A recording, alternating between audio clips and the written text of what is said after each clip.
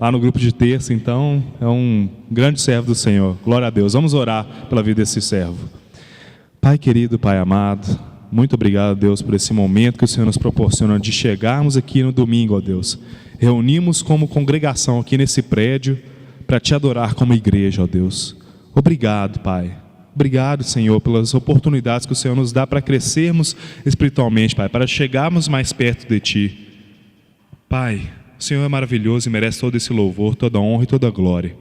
Agora, Pai, eu peço em especial pelo Teu servo Léo, que o Senhor, Pai, toque nos coração e nos lábios do Teu servo, Pai, e que ele venha proferir que palavras, Pai, não das quais queremos ouvir, Pai, das quais nosso coração quer ouvir, mas das quais nós precisamos de ouvir, Pai, das quais nós precisamos de mudar. Por favor, Pai, use o Teu servo para que a Sua palavra seja pregada. E é em nome santo e puro de Jesus Cristo nós oramos. Amém e amém. Bom dia, irmãos. Que a graça e a paz do Senhor esteja no coração de cada um e de cada família.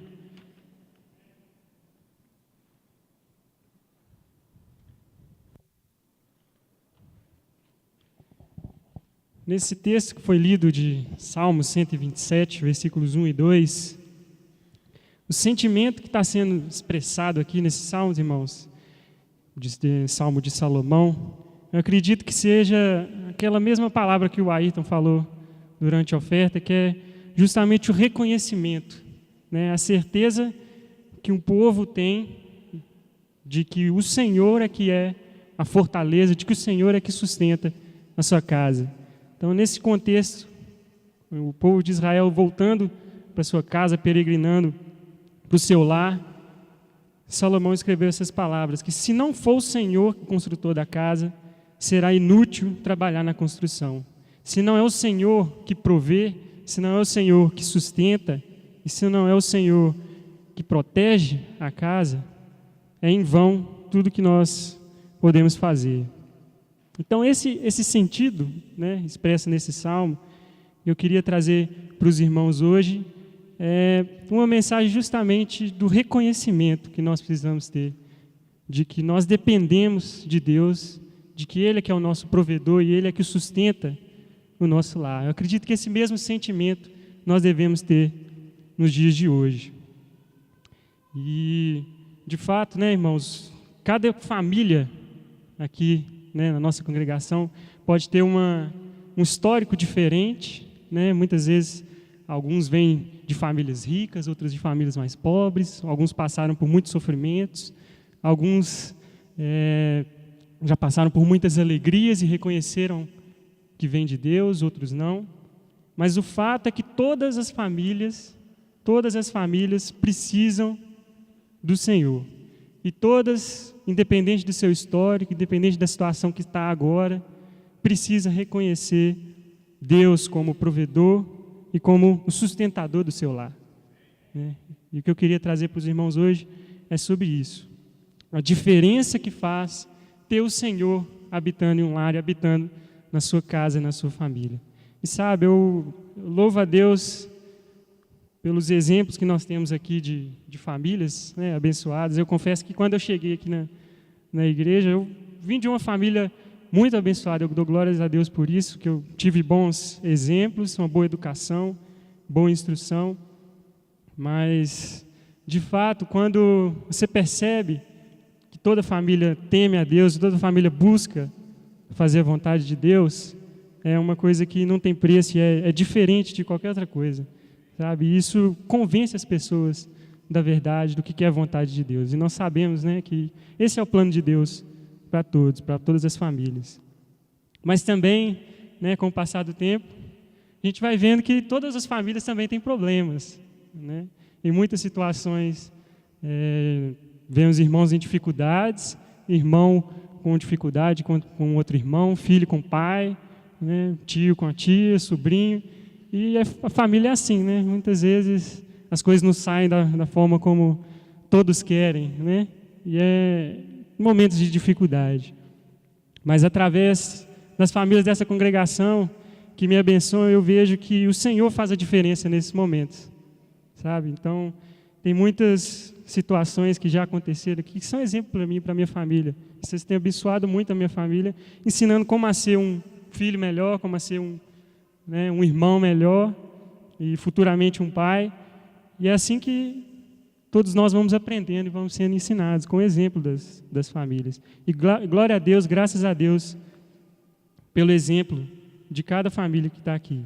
E são exemplos de fé, de reconhecimento realmente de que o Senhor é que sustenta as casas. Mas isso, apesar de ser louvável, o ponto que eu queria trazer é na verdade, a necessidade. Se nós somos famílias cristãs, se nós temos Cristo habitando no nosso lar, nós temos tudo o que é preciso para poder perdoar, nós temos tudo o que é preciso para poder ajudar as pessoas do nosso lar e as pessoas ao nosso redor. Então, apesar de ser louvável, esse é o nosso dever mesmo, e que nós continuemos a fazer isso, porque é uma necessidade. Mas esse contraste que nós podemos ver, e se você tem uma família cristã, vive numa família cristã, desde o seu nascimento, queria lembrar você de nunca esquecer realmente da bênção que é você poder nascer sendo orientado a servir a Deus. Como eu falei, não é o meu caso de nascer numa família com muitos problemas e que me tirassem do caminho do Senhor, que me falassem para ir ao lado contrário do caminho do Senhor, mas esse é o caso de muitas pessoas. E a necessidade que todos têm é de andar ao lado do Senhor. Mas no mundo, irmãos, nós não temos esse exemplo. Se você quer construir a sua família de uma maneira forte, de uma maneira inabalável, quer confiar no Senhor, não mire nos exemplos que há no mundo, não se deixe enganar por esses exemplos. O que nós podemos ver nas famílias do mundo? Infelizmente, até o próprio conceito de família já está banalizado, Às vezes, só uma pessoa ali quis que aquilo fosse chamado de família e pronto, é uma família, porque eles estão ali juntos ou se respeitam. Infelizmente, também, por causa de tantas coisas que acontecem, o plano de Deus idealizado para a família não tem sido cumprido, na maioria dos casos. As pessoas banalizam o compromisso matrimonial, muitas vezes nem é feito o compromisso, e muitas vezes os relacionamentos se esfriam, o marido não tem mais tempo para a esposa não tem mais tempo para o filho, nem para o marido, e às vezes eles se comunicam mais, quando estão fora de casa, por meio dos eletrônicos, que quando estão em casa ali, e perdem aquele contato, aquele olhar um com o outro. E esses são exemplos, irmãos, que nós não podemos seguir, nós devemos valorizar a diferença que Deus faz na nossa vida. Não sei se os irmãos sabem, tem um dado que diz que 40% das famílias no Brasil são de responsabilidade das mulheres. Então, muitas vezes isso é resultado de uma jornada dupla, de um peso muito grande imposto a essas mulheres, a algumas mães, e é louvável também, mas é triste ver a situação de muitas tendo que cuidar de todas as coisas sozinhas, tendo que resolver tudo sozinhas, e nós sabemos que isso é fruto da maldade, do engano que há no mundo. Fora as catástrofes que a gente ouve dizer, de pessoas da mesma família, de homicídio, de adultério, de brigas e coisas terríveis que tem que ficar longe de nós. Mas o meu ponto, irmãos, é que todos nós, como famílias cristãs, nós estamos sujeitos a depender de Deus unicamente. Quando Jesus entrava nas casas, a gente vê durante seu ministério, ele sempre fazia diferença. Toda casa que Jesus entrou no seu ministério, ele fez alguma diferença, ele deu algum ensinamento. E que a gente pode falar que ele fez na casa do Zaqueu, quando ele entrou lá e trouxe a restauração daquela casa, ou do exemplo que ele deu na casa do Jairo. Nós sabemos que os milagres que ele fez lá tinham um propósito de demonstrar seu poder, mas cada milagre também que ele fazia tinha um sentido, tinha um significado, e ele levou vida para aquela casa, levou cura para a casa da sogra do Pedro.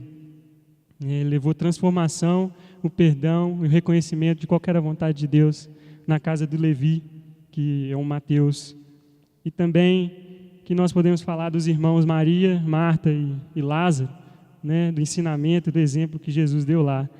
Mas mesmo depois que Jesus foi para a cruz, que ele morreu, que ele ressuscitou e foi habitar ao lado de Deus, foi ficar ao lado de Deus, ele ainda continua visitando os lares, ele ainda continua habitando e fazendo a diferença nas famílias.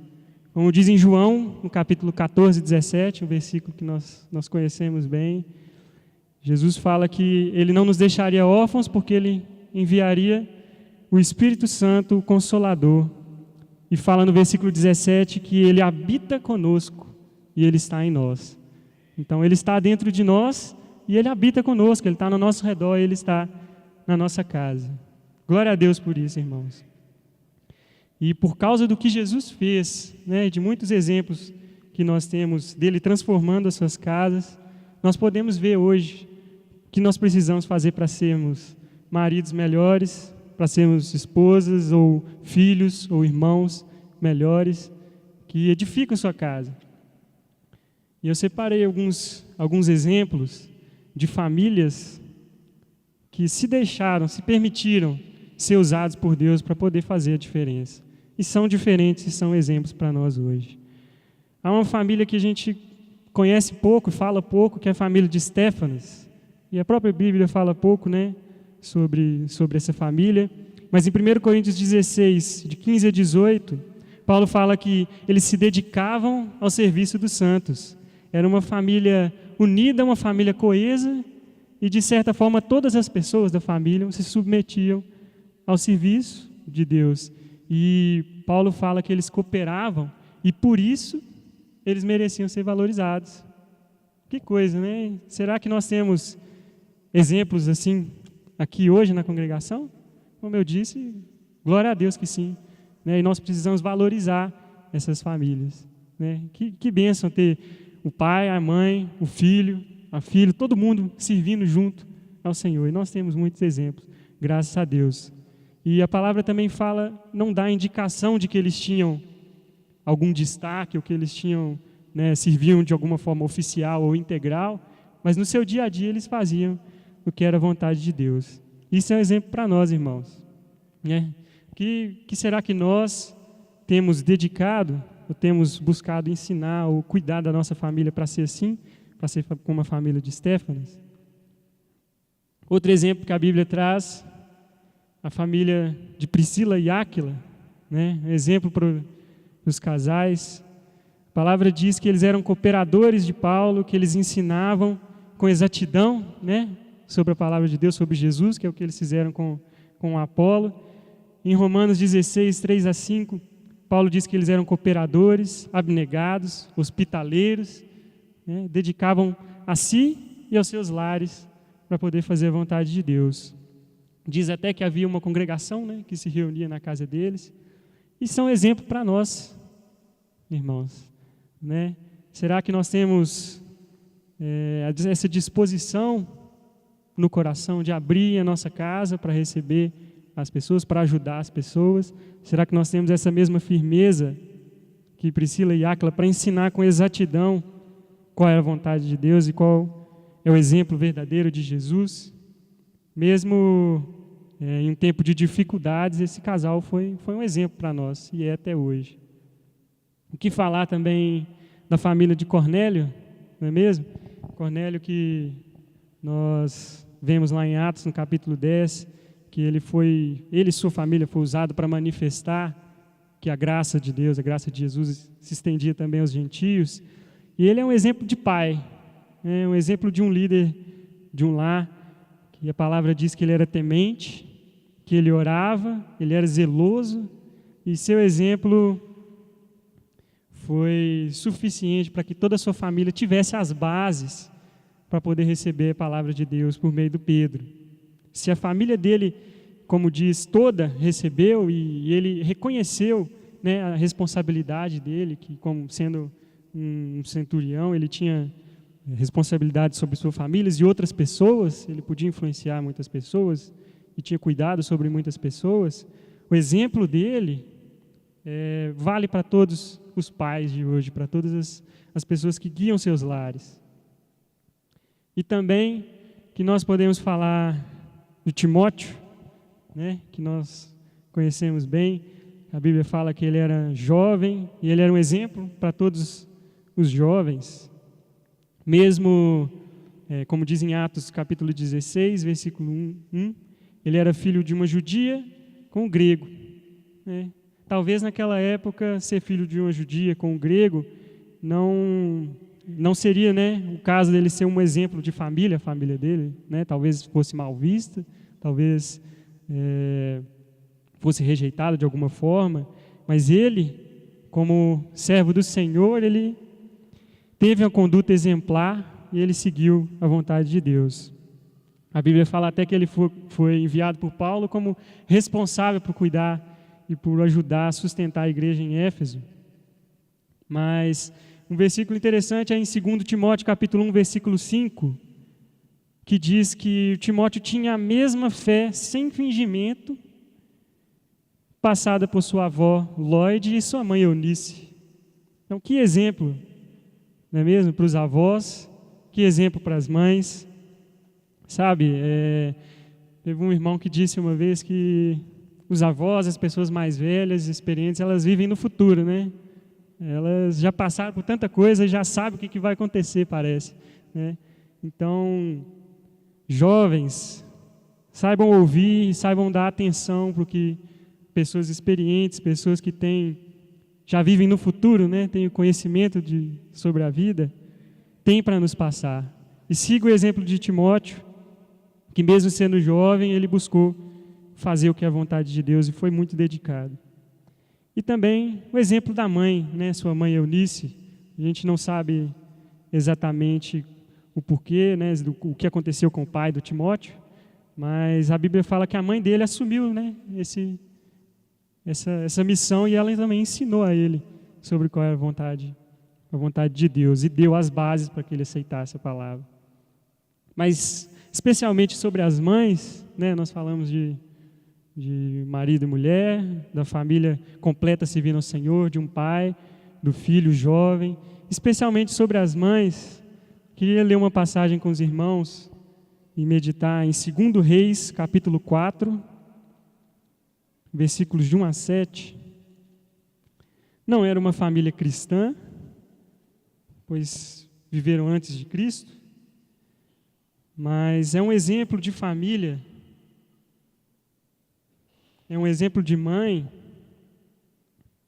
que ensina não só às mães, mas aos pais, né, aos filhos e a toda a família que está aqui hoje. Em 2 Reis, capítulo 4, 2 Reis 4, vou ler dos versículos de 1 a 7.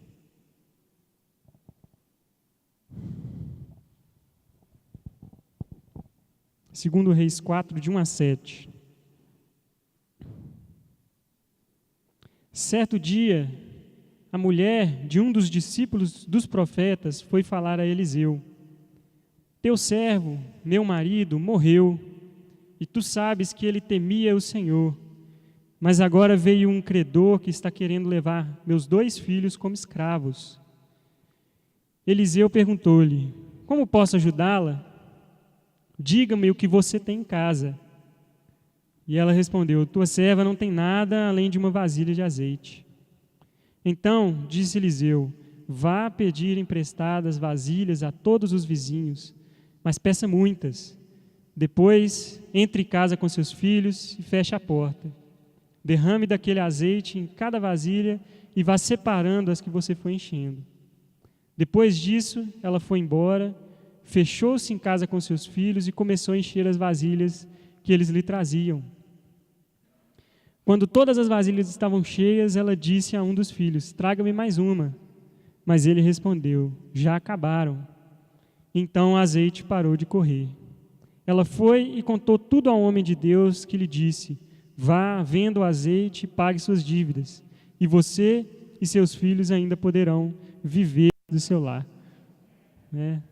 Então, são exemplos de famílias que viveram antes de Jesus, famílias que viveram durante o tempo de Jesus e famílias de hoje, né, que servem para nós como um encorajamento e fortalecimento de que é realmente Deus que protege o nosso lar. Então, essas bênçãos que Deus quer trazer, né, como no caso ali da viúva, não pense que é só a bênção material ali, né, que é só o sustento ali para pagar uma dívida, mas não, a bênção é uma bênção superior, é muito mais o que Jesus quer fazer.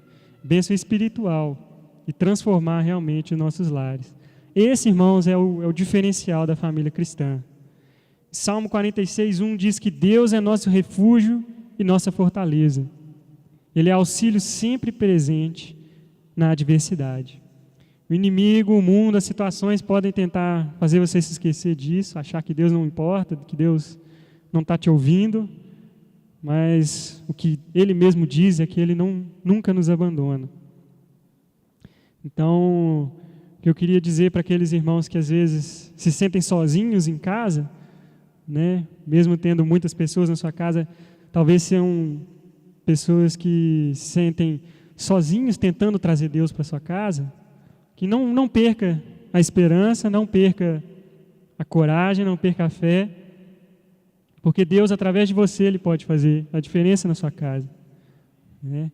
Não deixe de orar pelas pessoas que estão na sua casa, não deixe de deixar Ele agir, porque se você habita ali e Ele habita dentro de você, Ele está naquela casa também, e Ele pode fazer a diferença.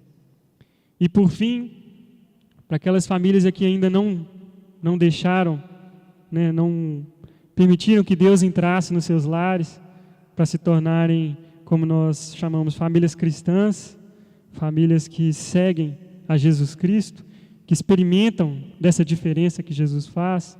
Eu queria ler Apocalipse 3:20, um versículo que nós conhecemos também, mas que fecha bem tudo isso que nós estamos vendo. Apocalipse 3:20 é um chamado, é um chamamento de Jesus para toda família, para toda pessoa, né, que ainda não aceitou, ou ainda não reconheceu que Deus como seu provedor, o sustentador da sua casa. E também para todos nós que já reconhecemos, né, para nunca esquecermos disso. Jesus, a palavra de Deus diz assim, Apocalipse 3:20, eis que estou à porta e bato. Se alguém ouvir a minha voz e abrir a porta, eu entrarei e cearei com ele e ele comigo.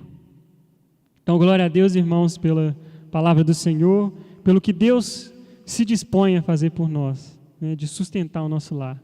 Vamos sempre buscar deixar Ele cuidar, deixar Ele mudar aquilo que é preciso, sem resistência, e confiar de que Ele tem, né, aquilo que é preciso para edificar a nossa casa.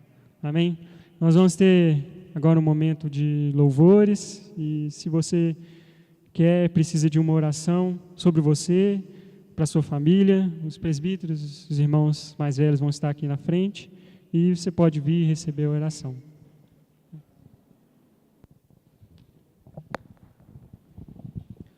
Como aqui